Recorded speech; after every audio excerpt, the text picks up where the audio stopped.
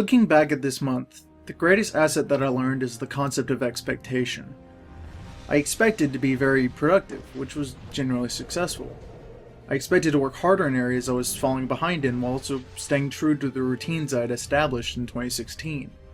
That expectation surprised me, as it didn't ring true in any way. I practically flipped my workflow around and started slacking in areas that I normally wouldn't be. After making episode 1, I felt I didn't need this series anymore, as I was too productive and busy to make more. Now, I do need it, as I'm struggling with a different aspect of my art, sketching.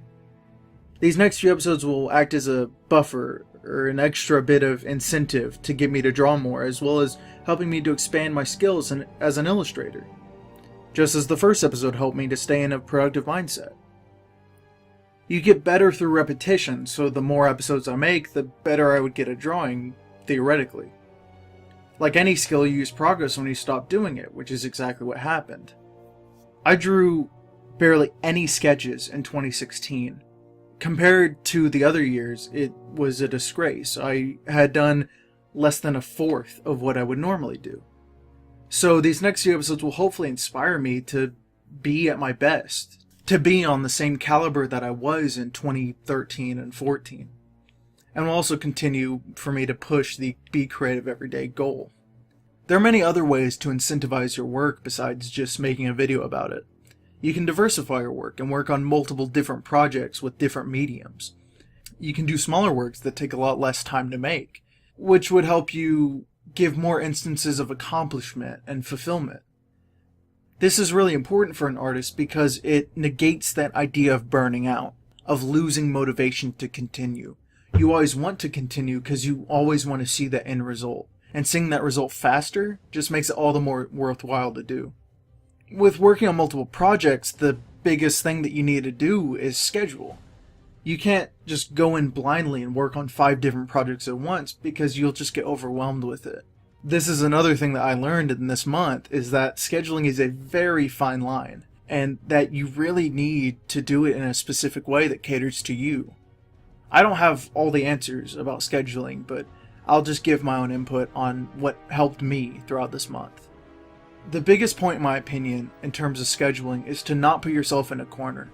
You need to be flexible with your work and with what you do.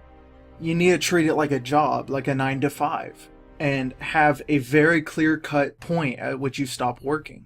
If you work constantly, you'll just get more burnt out by it, and you'll get more sick of what you do the longer you work on it. Having 14-hour workdays is fine, in moderation, but you don't want to be doing that every single day. I personally like physical calendars way more than digital ones, because they actually make me feel like I'm doing something.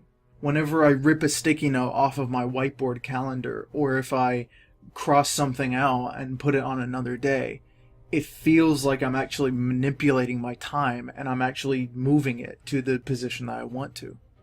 One of the biggest pieces of advice that I really wish I had this month was that if you miss one day, you'll miss the next few as well. So you need to plan accordingly. There have been so many times where I've put off stuff to the next day and then the whole week goes by. Sure, that means that I probably wasn't as productive this month as I wanted to be, but I still got stuff done, which is more than what I wanted. The final piece of advice I think I can give in this video is to work within your limits. You can't plan too much, and you can't plan too little. You need to know exactly what you're capable of doing, and you need to do it. That doesn't mean that you shouldn't push yourself to do bigger and better things. It means that you just leave enough wiggle room beside bigger projects to where you feel more capable of accomplishing it. These are some of the main pieces of advice I could give throughout my experience of working this month. I'm really proud of myself and of my workflow and how I've been able to continuously work on my projects. I've gotten over 20% of 0702 completed in this month alone. I'm really close to finishing it too, which is insane to me and completely motivates me to continue to work on it. I can't wait to see what February holds and to see if I can accomplish my goal of drawing a lot more. And if I come across any more points of advice, then I'll be sure to give it in these videos. So, I hope everyone had a great January, and here's to next month and the months to follow. Tom Hanks has a